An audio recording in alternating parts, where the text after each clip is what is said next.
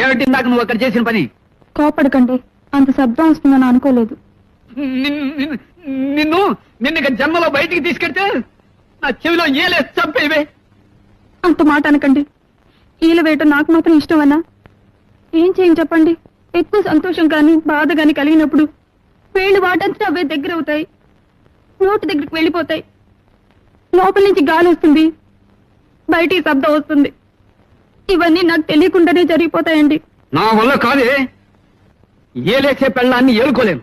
ఇవాళ రేపు వకీల్ గారిని కలిసి నీకు విడాకులు ఇచ్చేస్తాను. అంటే ఏంటండి? కోర్టు వారు నీకు నాకు ఇక ఏ సంబంధం లేదని కాగితం ఇస్తారు. అది